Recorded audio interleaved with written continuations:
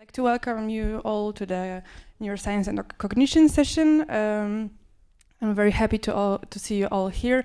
My name is Zuzanna Paśko. I'm supporting the research coordination in ESA-HRE, especially the life sciences, as the Polish national trainee. And I think I'd like to welcome already our first speaker, Christian Liemensdorf, right?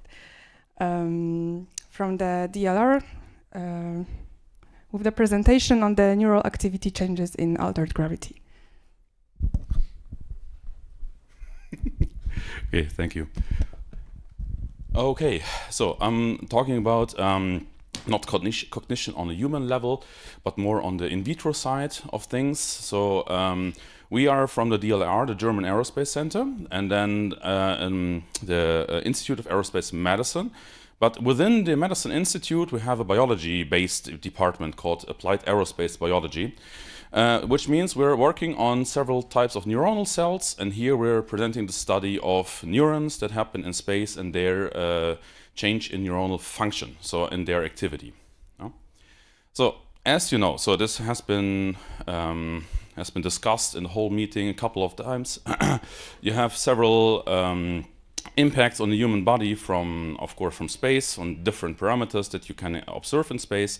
We are mostly focusing on gravity, which is then hyper, so anything in above 1G, or microgravity, anything below 1G. As you know, there are quite some cognitive changes also in the astronaut. Our hypothesis behind that is that also on the physiology level, on a quite small scale, on synaptic scale, there might be changes actually on the cellular level, which includes then synaptic loss to a certain degree in the neurons of, might be also in the subject, but for sure in culture. No? And then if you culture those cells, you try to expose them in these platforms that we usually use, so the gravitational platforms that are available to us, and they can be arranged in the time of microgravity that you can achieve. So usually you have quite short ranges. For example, here this is the drop tower in Bremen in Germany, where you can only achieve 4.7 seconds, but really high quality microgravity. Then you all know the parabolic flights, of course. They're starting from Bordeaux in France. You get 22 seconds, but you buy this time by hypergravity phases in between. So it's not pure microgravity, but you buy it with hypergravity.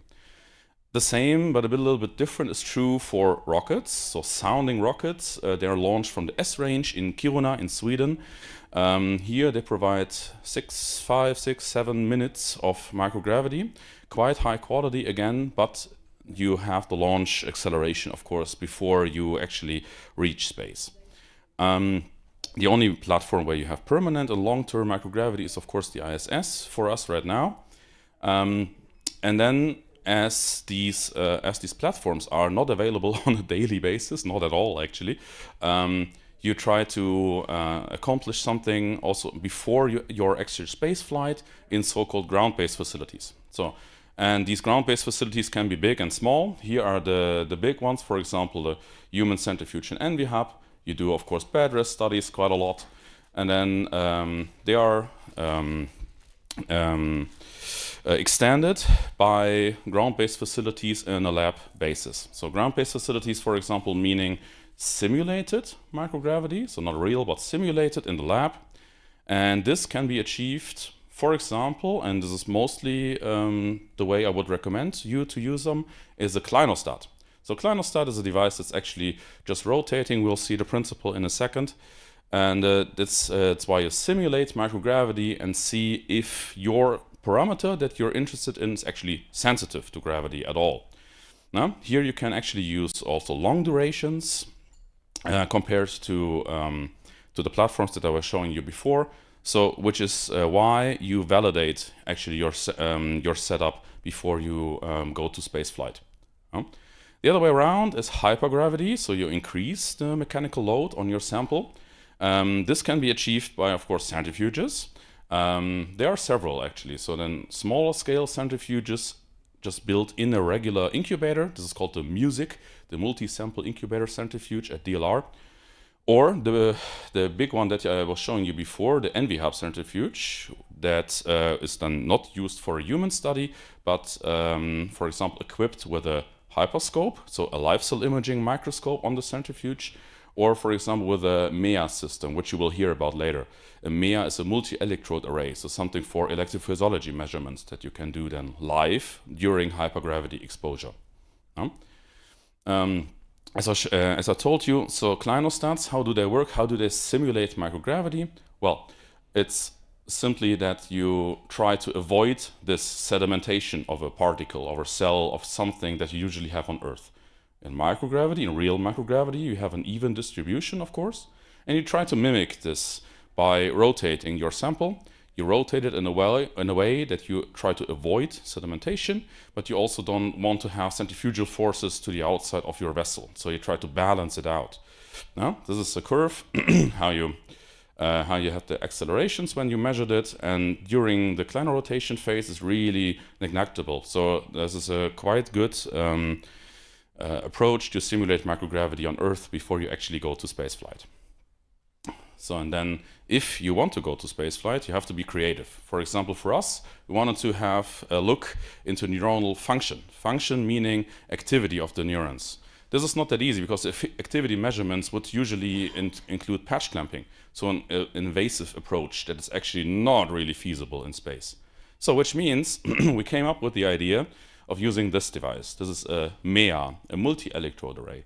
So the electrode array is based on these chips. These chips, they are glass vessels with a well, and then there are electrodes interspaced on the surface where you can grow your cells on. For us, of course, there are neurons growing on there.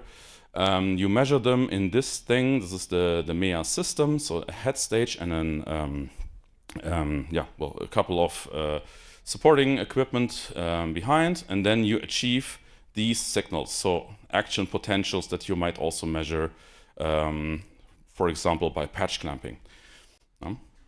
So, and then the advantage of this system is that you can measure in the millisecond range, which is important for us. For example, if you think back to the short durations of microgravity times that you have on the certain platforms that I was showing you. So, and then we built a module around the system. So this is the biodecoder module.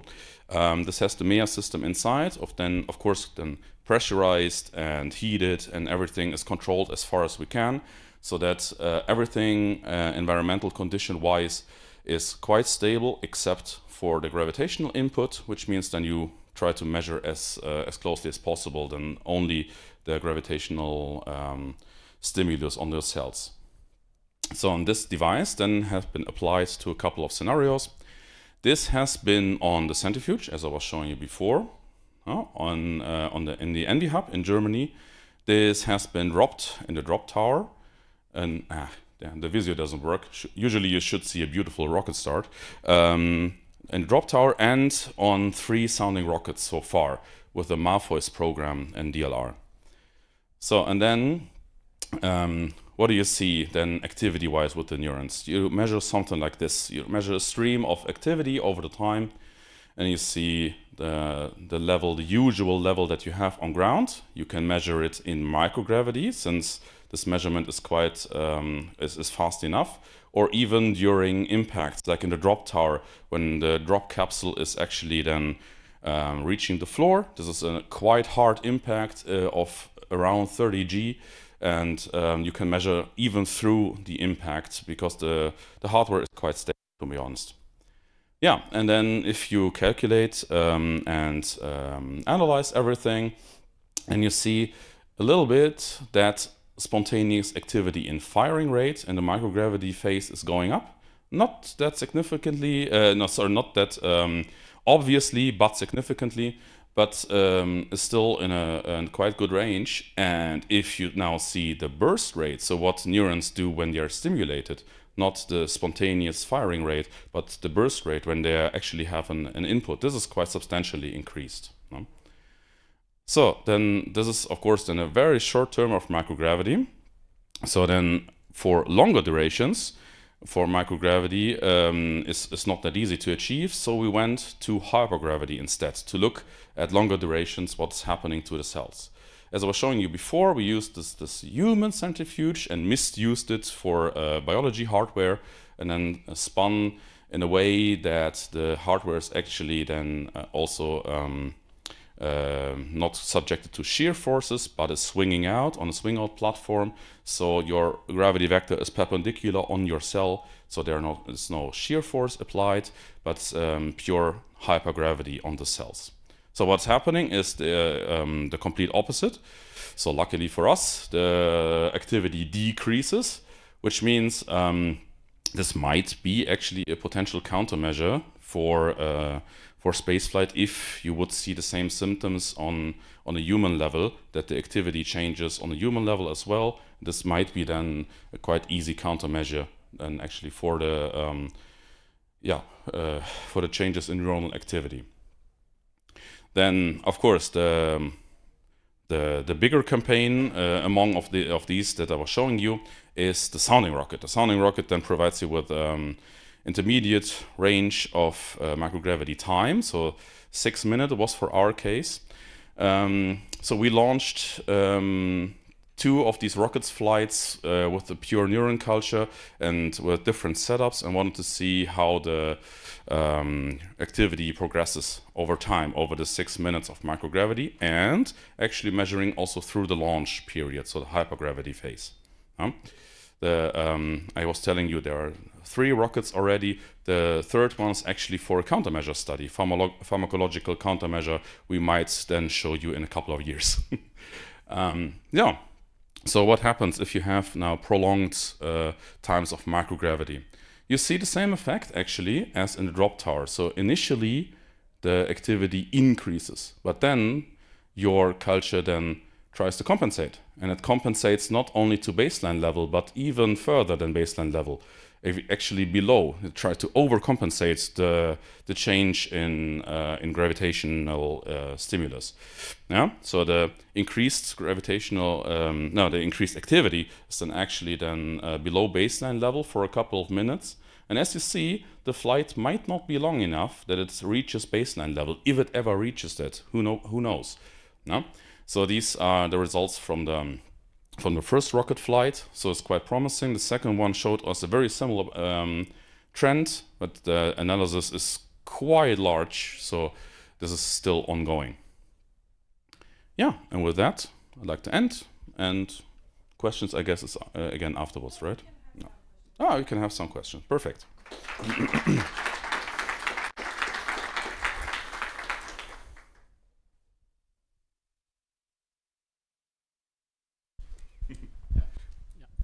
Christian, why 6G and not another number? Yeah, well, there were other numbers. there were 2, 4, 6Gs. I was just showing you the highest impact, of course. It was all significant in every approach there.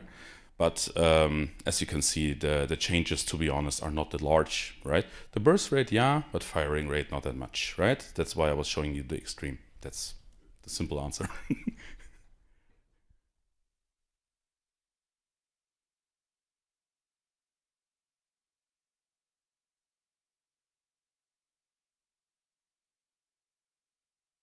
Maybe at the end, there's still time. So now I'd like to invite our next speaker, Pierpaolo Zivi, on behalf of Denise Ferravante, on the subject of crew decision making in isolation and confinement environments. Thank you very much. Thank you for being here. So I'm Pierpaolo Zivi from Sapienza University of Rome, and as she said, I'm on behalf of Denise Ferravante. So this is quite a different presentation from the previous one. So I will talk about our approach as a team and some of our thoughts and some preliminary findings coming from several projects we have been involved in, focusing on the investigation of decision-making changes during long-term permanence in isolation, confined, and extreme environments. So the research in cognitive area in this field is quite controversial, since there are many studies indicating that effectively cognition undergoes changes during the permanence in these environments due to spaceflight or space-related hazards. And the most robust findings have been obtained in visuospatial processing, in sensory motor skills, and these are mostly related to alteration of gravity, of course. But many changes have been also observed for several other aspects, like memory, executive function, and emotional processing as well. However, many other studies indicated that changes do not occur at all.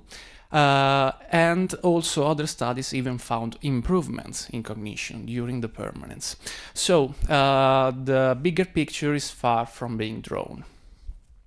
Why and when these effects occur is still unclear. So the big part of this problem is certainly related to methodological issues, since most of the studies are underpowered. And they are quite heterogeneous, so making comparison between different studies is quite challenging.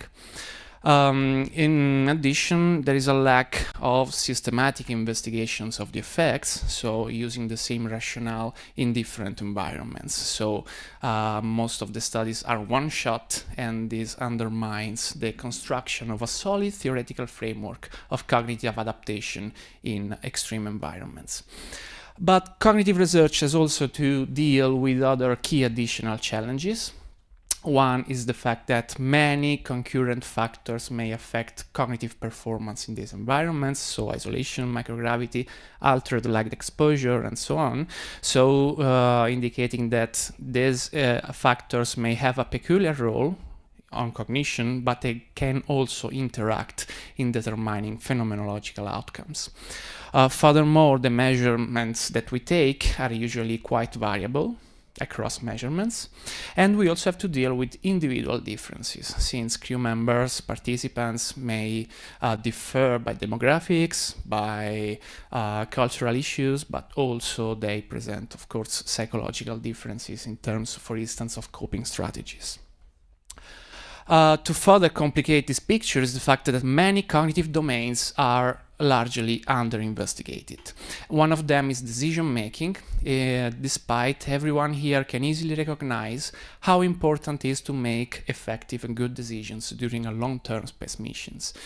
So since crew members will make decisions in highly autonomous environments, they will be highly responsible for the decision they make, and they also have delays in communication with mission control. So the decisions they make are highly important, highly crucial in many aspects, like health-related issues, facing environmental threats or system failures, or also have to deal with interpersonal conflicts. So decision-making is our focal target for all these reasons. We decided to take the dual process theory of cognition as our general framework to interpret cognitive changes in this specific aspect of cognition. So the dual process theory distinguishes between type 1 and type 2 processes of cognitive processing, underlying reasoning, stating that type 1 processes are mostly reasoning ways to making decisions based upon intuition, based upon experience, emotion, feelings, and they are almost effortless, so they do not require cognitive resources to be deployed. So they allows for decisions to be made rapidly. Just to give you an example, every morning we choose to take the usual route to work, and this is a kind of type 1 decision making. So type 1 processes sustain habit formation.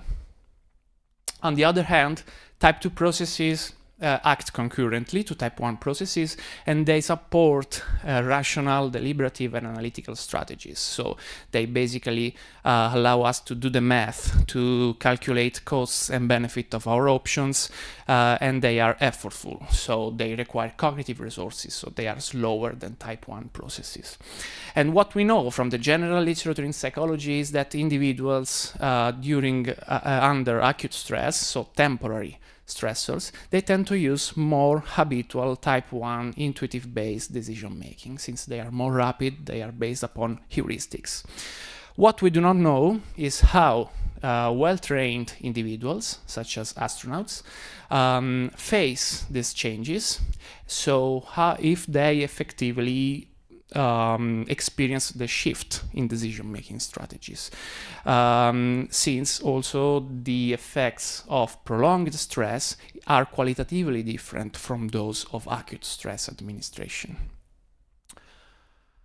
So in our projects, so we have been involved in several projects in isolated confinement, almost in 15 years, starting from Mars 500, in which our team was investigating more cognitive control processes, and then we also moved to decision-making investigation in polar settlements and the Sirius 21 campaign, and our aim was to try to disentangle the specific effects of the hazards present in these environments. So mostly isolation, altered light exposure as in polar settlements. So observed these effects by comparing the different environments using the same rationale, so using almost the same methodological approach.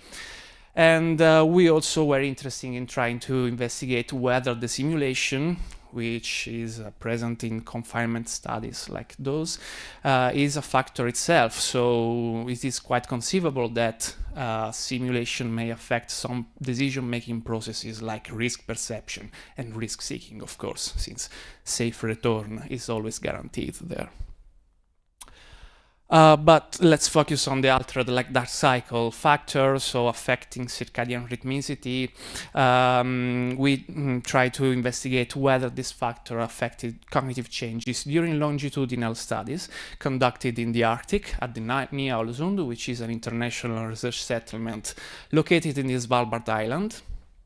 So it is at the sea level, so no hypoxia is present compared to Concordia, and it presents mild isolation, so it's less severe than Concordia, but is still present, since during the winter there are almost 20 individuals that live and work there, so quite permanently. So the other difference is that in Concordia, crew members are dealing with a mission, so with strict schedules and with timings which are almost 1 year, while in Ny-Ålesund this depends upon their work, of course, so they live there. And then in 2 Concordia campaigns, almost the same study during the 2021 and 2022 winter overs. So Concordia compared to Ny-Ålesund presents a more severe isolation and the hypoxia factor, since it is located at high altitude. Our method consists of the administration of several decision-making tasks, tapping different decision-making abilities. So we have here, for instance, the Iowa gambling task, which is a decision-making task investigating the type 1 processes, since it presents no information about the options presented to participants, so participants must implicitly learn which are the advantageous choices during the task. So they have to rely upon intuition, upon the experience of the task performance. Other kind of task like this one, which is the game of dice task, instead present explicit information about outcomes and about the probability to achieve that outcome. So basically participants can do the math, can calculate how much their decision is risky. We also collected several biomarkers for stress and circadian rhythmicity from saliva, cortisol, melatonin, alpha-amylase, and dehydroepiandrosterone. And from blood, we quantified microRNA related to stress. We also administered several questionnaires for stress, perceived stress, coping, and other sleep-related dimensions. We have not completed data analysis. We are still completing the analysis, especially on biological samples, but our preliminary behavioral results show us that crew members and participants during the high stress periods, which are the altered photoperiods in Neolosund, winter and summer, and the central phases of isolation in Concordia, present an impairment, more effective change in the type 1 kind of tasks. So basically their intuition reasoning is more affected than their type 2 deliberative analytical strategies. But we also observed large variability among individuals. We also observed variability in different crews, so in different campaigns. So certainly the complete data analysis of biological samples will tell us how to interpret this variability according to physiological stress by observing that changes at mission-specific level and at crew-specific level. So with this kind of research program, we aim to start a long-term program which is systematic, which is integrated, and which allow us to address the key challenges that I presented to you by comparing the impact of the different key hazards present in these environments. And we aim at addressing variability by collecting multimodal measurements. And we also plan to emphasize more the ecological validity of our measurements, our cognitive measurements, and their sensitivity, since cognitive research in this area has put large effort in trying to develop automated batteries that will be certainly useful to monitor in a standardized way cognitive performance throughout the mission. But since this kind of batteries, the WinSCAT or the Cognition are two of them, since they consist mostly on tests based upon laboratory research and based upon neuropsychological tradition, they may lack sensitivity to detect subtle and not macroscopic effects on cognition in well-trained individuals. And also, many cognitive areas are not included, so like language, executive functions, and also other collaboration-based tasks. So we aim to complement this kind of measurements with non-invasive ecological and real-time assessment of cognition, enabling us to assess cognitive changes without interrupting crew members from their activities. And of course, with this in mind, our aim is to move toward a more specific investigation of cognitive changes through ad hoc tasks and observing changes in crews and in environment-specific way.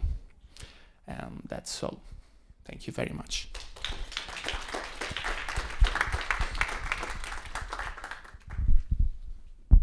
Are there any questions, maybe on the topic? Thank you very much for that very interesting talk. Can you give us a bit more information or elaborate a bit more on the impact of your studies on long-term space flights, missions, maybe? Thank you. Yeah, of course. Decision-making strategies can be effectively crucial during long-term space missions, since when participants, crew members will be highly autonomous during their operation, if the decision-making strategies will shift toward less deliberative or a more intuitive strategies, it can have a large impact. On the one hand, it means that if our preliminary results will be confirmed, that intuitive-based abilities are less efficient. That probably can be used as a way, as a cue to specify how those kind of abilities need to be trained.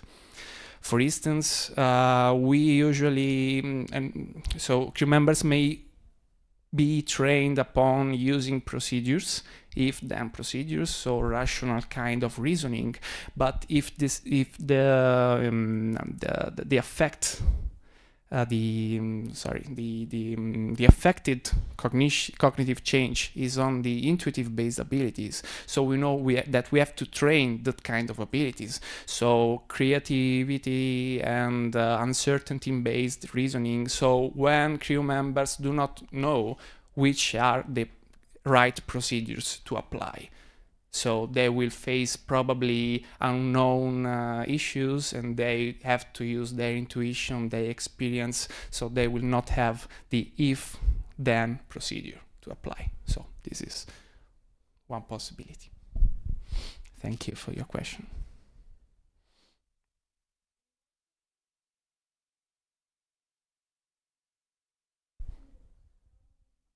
Thank you. Thank you very much. Maybe later then. And now time for our next presentation by Floris Watts from the University of Antwerp. Okay, thank you. Yes, thank you for staying here. Brain DTI is actually a project which we started in 2009, that's 15 years ago, where we were looking at the brain before and after spaceflight using MRI. So the idea was having let's say, tortured quite a bit of astronauts and cosmonauts on a rotating chair after spaceflight. I thought there must be a more civilized way to investigate them. So putting them in an MRI, giving the earplugs, is fairly civilized. So we presented data. After a while, we got quite some data. So at the conference in Moscow, Humans in Space in 2021, I presented functional changes and structural changes. Structural changes. And like typically, there is the question: yes, okay, but you see these changes in the brain, but what does it mean? What is the performance? Is the performance impacted by that? Is there any cognitive effects? So, okay, at the coffee break, well, my answer was, I don't know. So at the coffee break, I'm discussing this with Elena Tomlovskaya from IMBP. And I said to her, I really would like to have cognitive data in my group. And she says, yeah, on that table stands Professor Gushin. And he has another project which is called Pilot T. And he's testing the cognitive function. So, okay, obviously I go to the table and say, hi, I'm Floris Watts. I want to collaborate. Now we have nice data about collaboration. That's I think, the richness of being here in person. I'm so happy about that. So the question was, indeed, do cognitive performance differences pre to post-flight correlate with functional connectivity changes observed in the same cosmonauts? Because it doesn't work on a group level. You have to have individual, each subject has to be compared with himself, and you have, of that very same subject, you need both the MRI data and the cognitive data. So indeed, a very nice collaboration with these from the two. And actually, it was just pure coincidence that 13 of the subjects which I've been testing had also this Pilot T experiment from him. So the sample size 13, only 13, but okay, that's already something. 6 months duration, so that replies to the question, what about long duration impact? So this is indeed 6 months flights. And some of them had indeed also previous mission experience.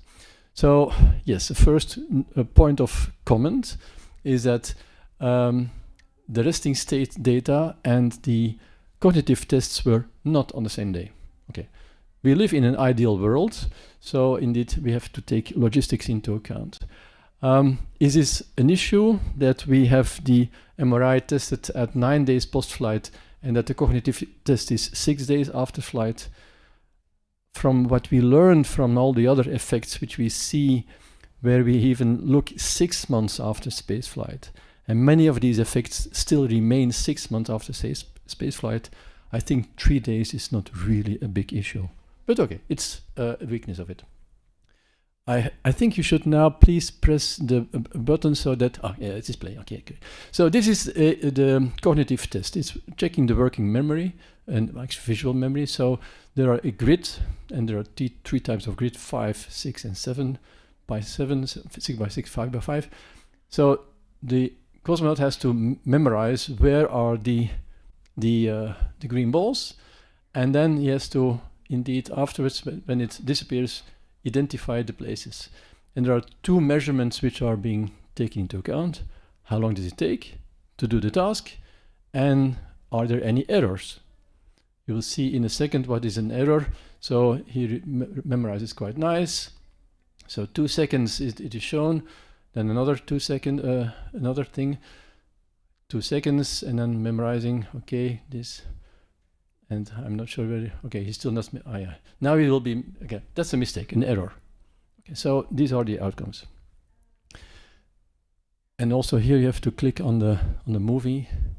What is resting state? I hope it works. Yes, it works. So this is finger tapping, so it is a simulation.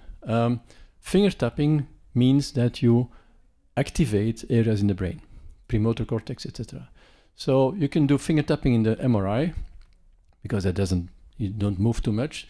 And then while the finger tapping, you can see where is there activity in the brain by an increased oxygenation of the blood. And that is being taken into account. That's what we measure. Now, resting state is actually not doing the finger tapping, but just be in an MRI, 10 minutes long, eyes closed, don't fall asleep, don't count, don't sing, don't solve differential equations, what I typically say to everybody. But apart from that, just think about what I'm going to eat tonight, or did I do that? What about the laundry, or whatever. Just the questions which you are wondering during 10 minutes. And then you observe, you take a certain area in the brain, and you find out what is the activity level of the oxygenation in that area. And you take another area, and you see also what's happening in these 10 minutes. And then if there is a correlation, if both areas doing kind of like a bit the same, then they are correlated. Both areas do the opposite, they're anti-correlated. And if they have nothing to do with each other, okay, there's no correlation at all. And that is actually what is called functional connectivity. And there are two modalities which you can do. You can say, well, I just take two areas, or I take one hub. An intriguing hub is the angular gyrus. It's the hub in the brain which makes sense of where am I in space. What am I doing? What is my position, etc. This angular gyrus, you can take this as a hub and then see with what areas in the brain this hub is particularly talking and which is being connected with other areas. That's intrinsic connectivity contrast. So we had 13 cosmonauts and we were looking at this functional connectivity before flight and after flight. And if there has been some changes during space flight. Again, we look at the working memory. Is there more errors, less errors, faster, slower? And so we compare actually the difference before and after for the two modalities, functional connectivity and working memory. And yeah, that's another thing. There are million areas in the brain which are interesting, but you have to refrain yourself of only a few areas because you're being busted by statistics that you'll always find an effect if you investigate a million things. So we have to be kind of like, critical and choose areas of which we know that may be involved in working memory or in task-based stuff. So that's why we chose 11 regions of interest, like it's called ROIs, which are relevant in this context. And these regions of interest are, for instance, based on the fact that when patients have a lesion in a certain area, the supramarginal gyrus, for instance, that then they are less able to remember short-time memory things. So we learn from when it goes wrong in patients. So there are multiple areas, 11 areas, which we looked up. We corrected Bonferroni, so indeed the p-value has now 0.000.56, sorry, in order to be sure that what we see is true.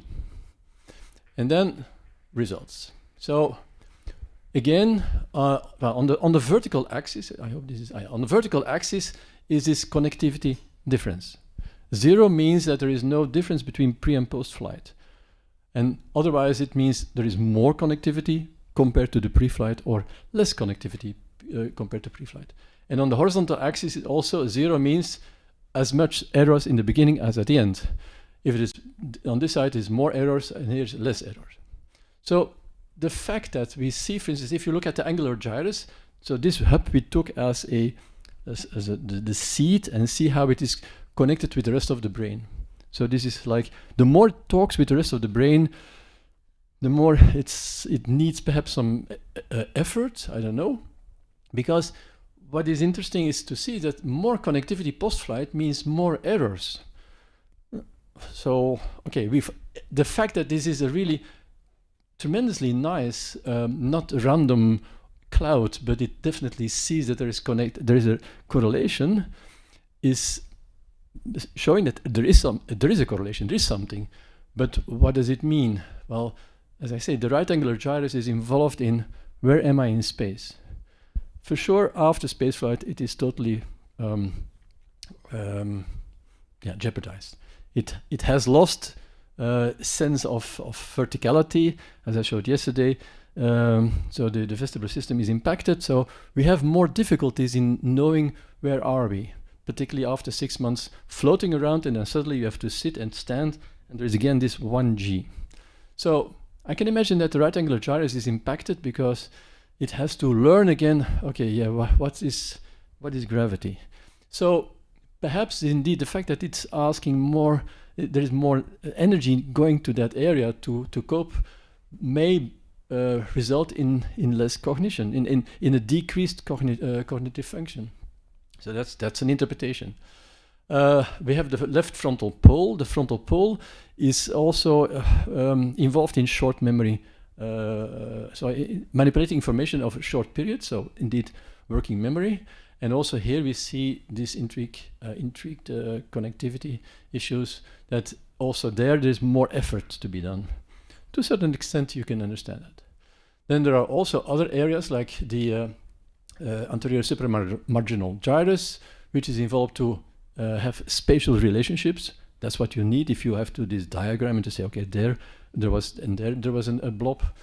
The same with the right interparietal sulcus. It is also involved in spatial information, and there we saw this relationship. More connectivity post-flight is faster performance on the task.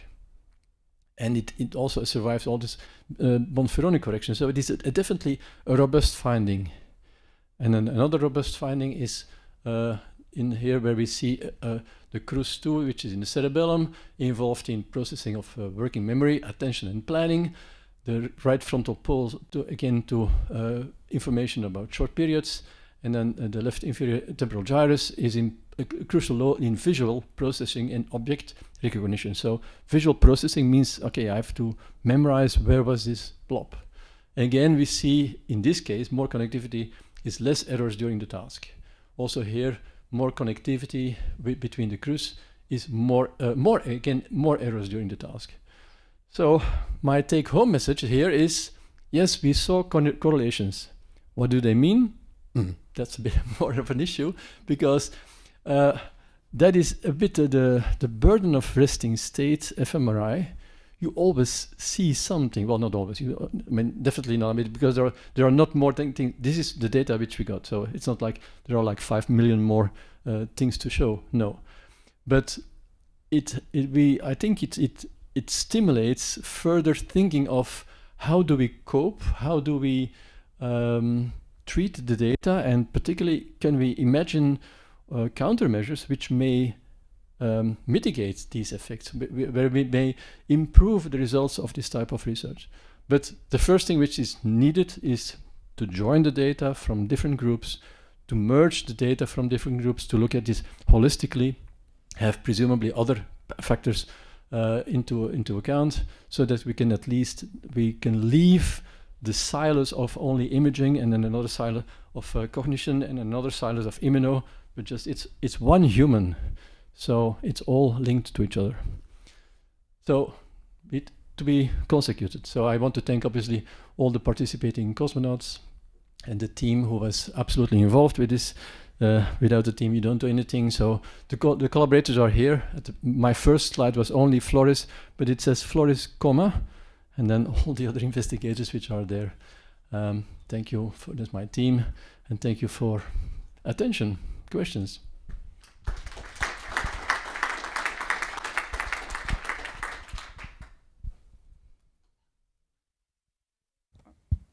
Are there any questions?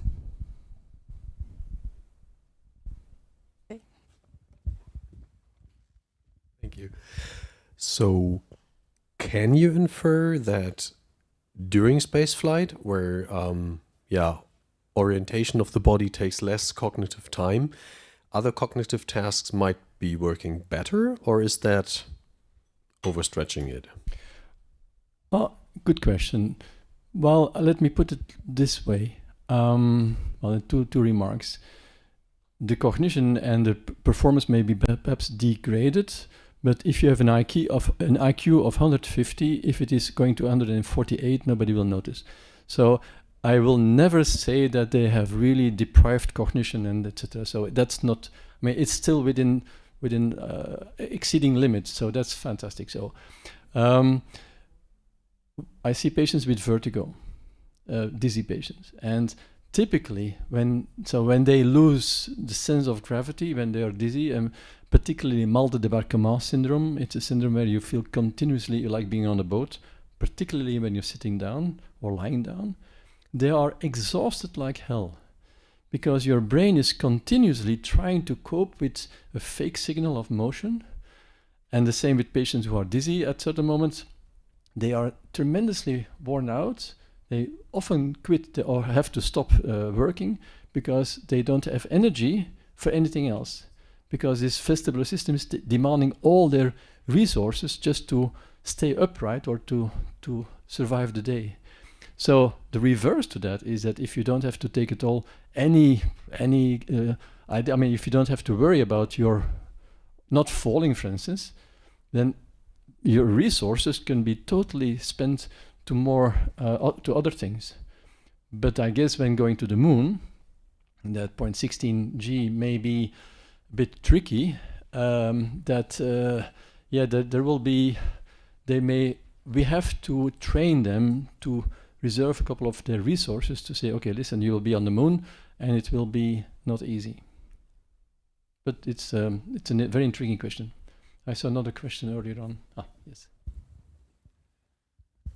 Thanks very much. Very interesting presentation. My question is more about transient effects. We have seen in many experiments that we have kind of transient effects, and after a while you have a new balance basically established in humans, in animals, in plants. Could you imagine that this is an effect that is wearing off after maybe half a year or a year, and then it's perfectly normal again, or we reach a new state of balance for that? Or do you think that really is a long-lasting effect that is negatively or even positively affecting the life of astronauts on the long run? I think it compare it a little bit with skiing. If you ski, and for 1 year you don't ski typically, and then so you go again to the mountain and you put on your skis. How many seconds does it take to be in the mode I'm skiing? You don't have to learn again from the very beginning, like, oh this is like I'm gonna fall. So I think it's a bit the same with astronauts, cosmonauts. When they go into space, they have this memory of being there and be more resilient and being there, done that, which means, okay, I'm experienced, so I know how to cope with it. So I think several effects definitely stay on, and we also tested several areas in the brain with this same methodology, like the vestibular hubs. Some of them recover or go back to baseline after 6 months, but several of these just maintain the changes which were observed early after flight. So I think, yes, we have a memory for certain conditions that stay during the time. So I think there is not so much temporary thing because microgravity is very impactful. Any other questions? Okay, thank you very much.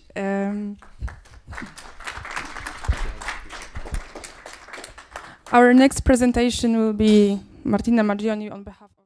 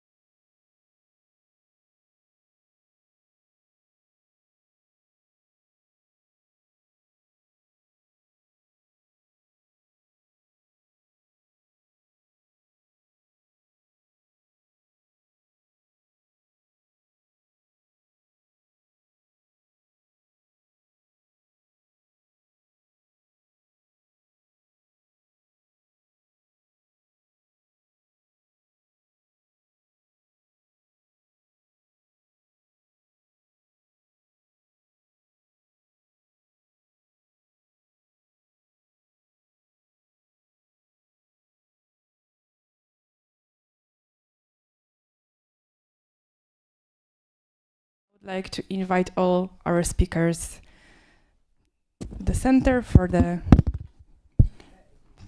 Q&A panel.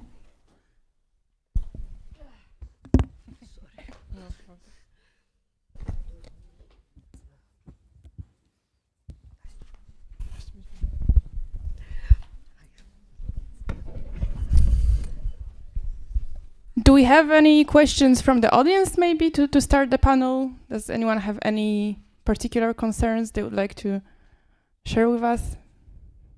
No. Okay.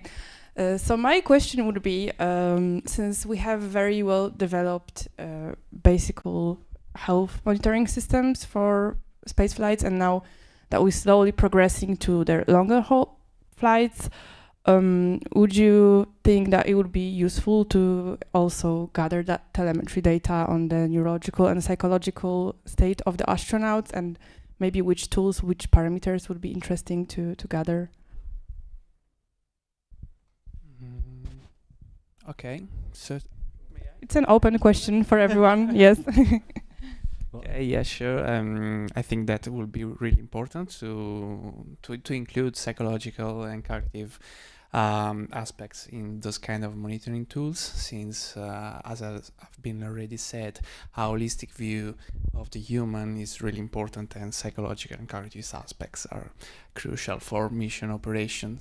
And yeah, I think that maybe ecological kind of data can be obtained during a long-term space mission, so kind of eye tracking, for instance, or linguistic communication. So, but before doing that, I want to emphasize that there is no evidence of a one-to-one correspondence between a certain parameter with efficiency in performance. So we have to study a lot, we have to do basic research both on ground and in analogs, so before doing that. Thank you. Thank you. It is interesting to realize that the first paper actually on the impact of spaceflight on the human brain appeared in 2016, 55 years after human spaceflight. So we have a bit of a backlash in the sense that bone, muscle, cardiovascular, vestibular has been studied for ages, and the brain don't look at the brain so far, but okay, we're catching up. So I'm very happy to see this last slide of Alex. But psychology is even more complicated, and I think there is and the flight surgeon may perhaps agree on this or disagree, but from my experience with talking with astronauts, and that I had a huge pleasure to communicate with them, and that they all are a bit wary of being tested by a psychologist on Earth and say, you are fit for flying, and you're not fit for flying. Because what does the psychologist know of what is the real situation in space? So as long as we don't have a real accepted cognitive task, test battery, which is accepted and which is validated to be indeed representative for what's happening in space, it will be a difficult task to implement that. So yes, we have to measure cognitive function, but how do we know that we're measuring the right thing about cognition? So that's a challenge. And again, it has to be, I think a psychologist who was in space, he may be perhaps inventing the right questionnaire, which is representative on Earth and in space. But also after 10 years of exams, for instance, and chasing my dream of going to space, and then one talk with a psychologist, no, we shouldn't fly. That doesn't work. So my next question would be, if we do progress, and I hope we do, to the longer term missions that will last a couple of years maybe, would you predict that the cognitive decline and maybe some psychological issues would increase with time, or maybe that would plateau?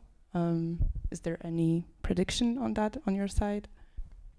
Well, if I may go on that, actually, I think it is essential that we go to Mars, particularly, that we have a tool like EEG and FNIRS to monitor the brain activity in an objective way. So I think we need these tools to go there. So I'm happy that also again, now that you were suggesting EEG, but also FNIRS, which is going to be used during the next Axiom flights, I think will play a crucial role to take the place of MRI.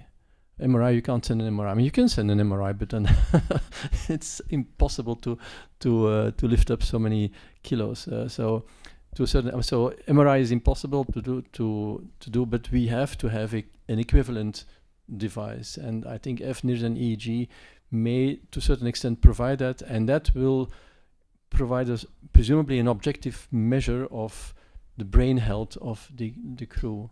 So I would suggest that the next years, before we go to Mars, that we invest in appropriate measurements and research, so that we know by the time we send people to Mars, at least that we have a monitoring device.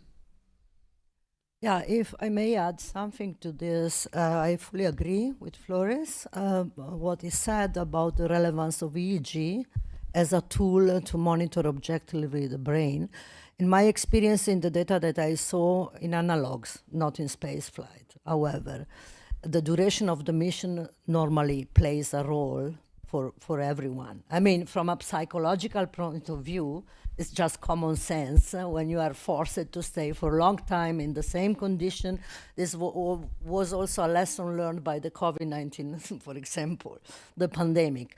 So it's very relevant and crucial that we will prepared for such kind of mission, especially from the point of view of psychology and cognitive performance and brain health, let's say, because I will say now we don't know what happened to the brain in 2 years in deep space even, because it's not microgravity, it's another environment again, which we don't have data. So it's definitely, it would be great if we can collaborate and develop a battery of tools to be implemented during such kind of missions.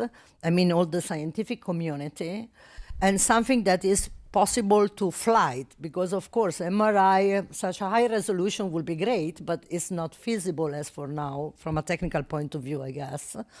But there are alternatives, and EEG is definitely one of these. If I may add to that, Dr. Stern yesterday presented this paper, which was a result of a working group with Peter Zeulenburg and Rachel Seidler, and one of our main recommendations was we have to have a dose-response curve of going to space. It will not get better with missions to Gateway, which are only like 2 months or so, or even not 30 days, because that is not going to help us in identifying what is the impact of being 2 years in microgravity. So I think it's really an ethical issue that if you want people sent to Mars and we have no clue what happens to your brain if you are just only 2 years in space and it's only a fraction of the mission to Mars, we really have to elaborate on that also, to gather more 1-year flyers and 2-year flyers if possible. And then adjacent to that, we have now presumably dominantly male brains, but what happens to the female brain? We don't. I mean, we know there is a difference. And I last year at HRP in Galveston, it was said if you do animal experiments, you have to repeat the animal experiments on mice, on male mice and female mice, because you can't pool them.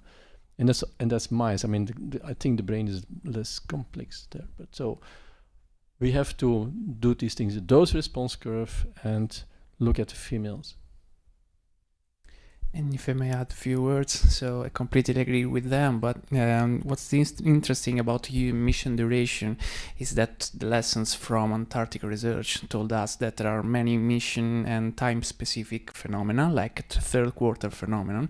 So what would be interesting to investigate in systematic research is if with longer duration this kind of phenomena is just postponed, or maybe there are many other kind of qualitative shifts on temporal dimensions in cognitive and psychological aspects. So, if I may add as well. Of course.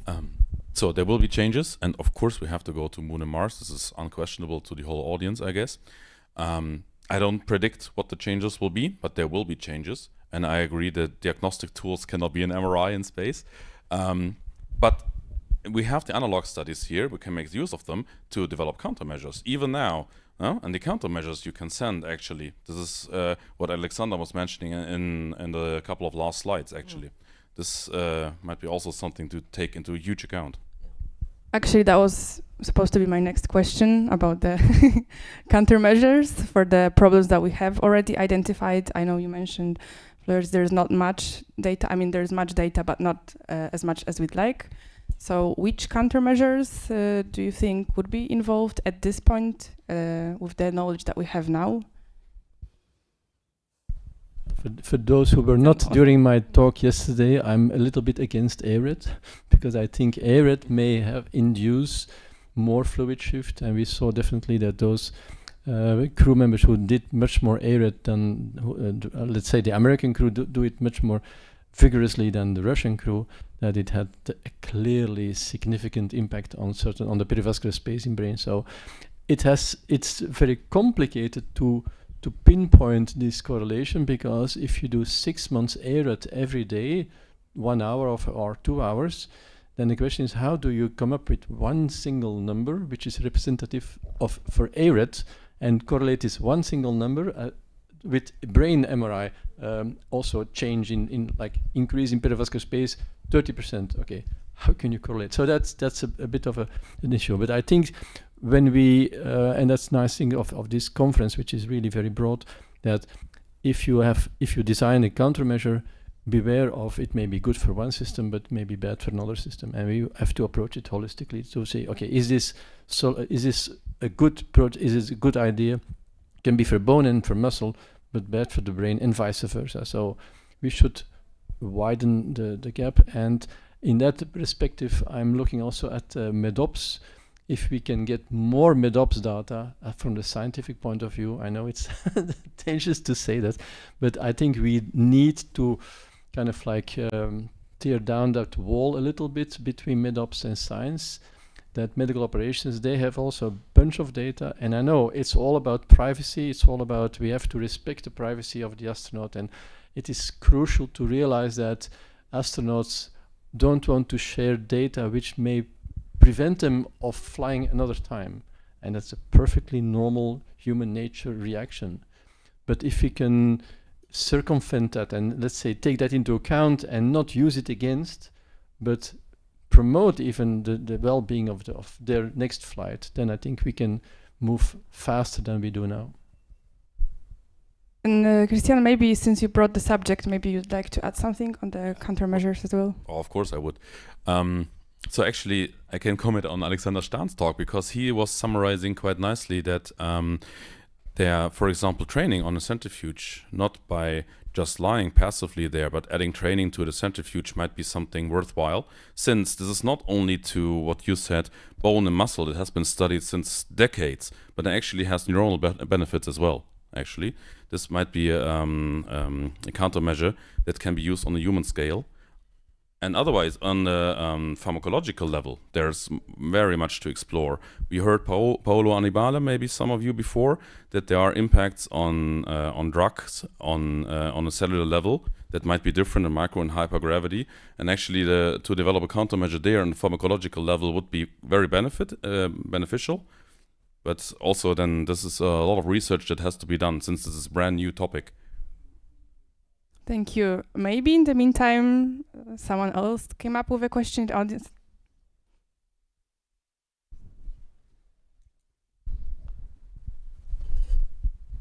Thank you, and I'll try to be brief because I think I'm starting to jeopardize my flight back. But thank you for the great panel, and I think you showed very well how on the physical and functional side the brain and cognition can be affected by 0G. My question has to do with multiple gravity transitions in the future. So if we go to the moon, so we go from 1G to 0G, then to 1/6 of a G, or in the future to Mars. Is that first of all priority that we should research on? Because I understand in that case our brain might have to switch from two models for mobility, for manipulations of items, to actually multiple back and forth. So is it something that should be a priority for research? And do we have any ideas or means to test it before actually going to the moon and Mars? Thank you.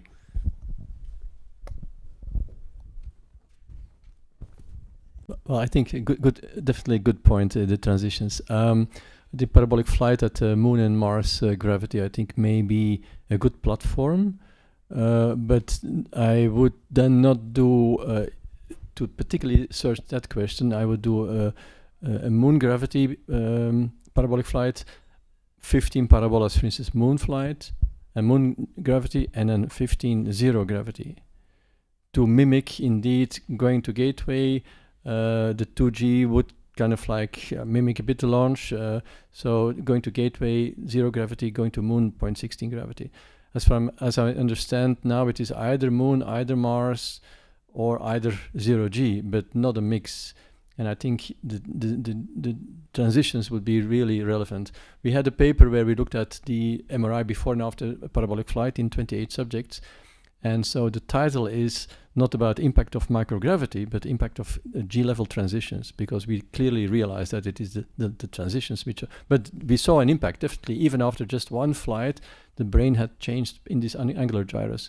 So if we want to do that, I think it would be real smart to make it a nice mix. I guess it's not available right now, but then there have been talks. I kind of remember who said that there are suggestions to put a bed rest study right next to the lunar facility, where there's this loop suspension thing that's coming up. Actually, this could be then promoted by hypergravity in the NV hub, the bed rest study in the NV hub, and the lunar facility loop suspension thing to have from hyper to microgravity transition. Actually, not yet feasible, but this might be something in the future. And then to answer the question a different way, we did see huge impacts in the transitions on a neuronal level. I didn't show you the transition phases, but this was actually one of the highest impacts that you can get. Yeah, the cells are reacting enormously on that.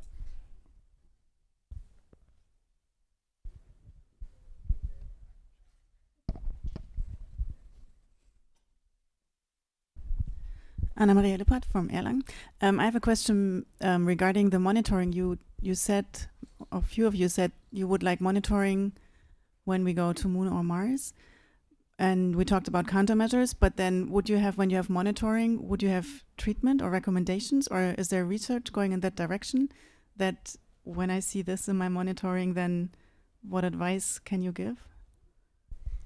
Well, I know transcranial magnetic stimulation is one tool, for instance, being used in patients with depression, so TMS, so where you apply a magnet near areas, and then that can be beneficial. So that could be, if suppose we see indeed depressing or a state of depression which is getting worse and worse along the flight to Mars, then that could be a tool to kind of like mitigate that. So I think we can learn from Earth therapy for that. Or DDCS is also, I mean, direct current stimulation could also be a tool, which is, it's not invasive and it is approved, has been done a million times. So certain disorders it works, other disorders it doesn't work. It has been, for instance, been tested for tinnitus. When you can suppress tinnitus at the moment and you do the magnetic stimulation, but as soon as it's over, it's finished.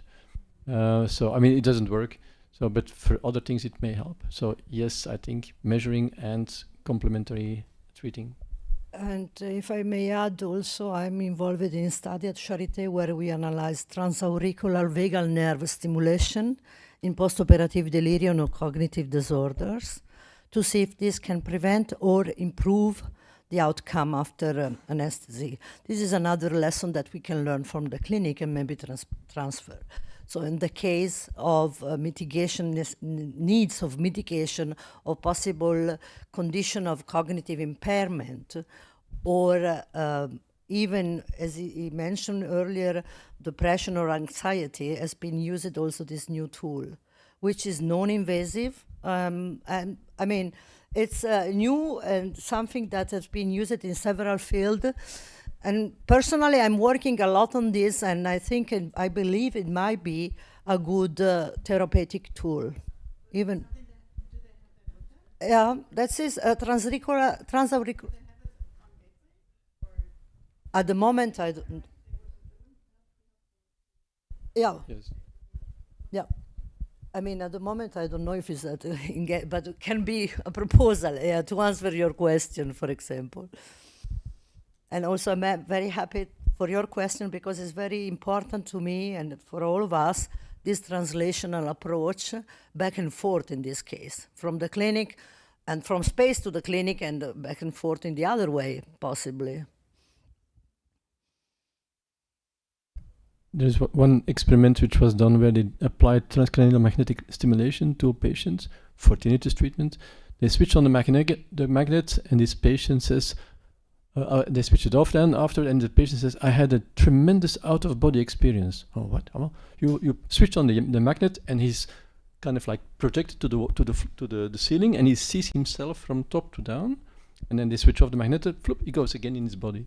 And it's actually a New England paper where they indeed show that there is a certain area which is close to this angular gyrus, and if you stimulate that, you have a tremendously different spatial awareness. So it could help by stimulating, for instance, that. You could also do that with the TDCS, that you can kind of like trigger gravity perception, or you could also even use galvanic vestibular stimulation to stimulate the vestibular system to give additional things, and that could help also with these transitions to kick the system. And I think that's the most important thing. We react as humans on changes. When everything is stable, we fall asleep. But when there is a transition, you are activated. Like you say, activation transitions, that triggers the nerves. Thank you. I think we are slowly heading to the coffee break, but I would like to thank our audience for coming. I would like to thank our wonderful speakers that shared the ideas with us today, and thank you. Thank you very much.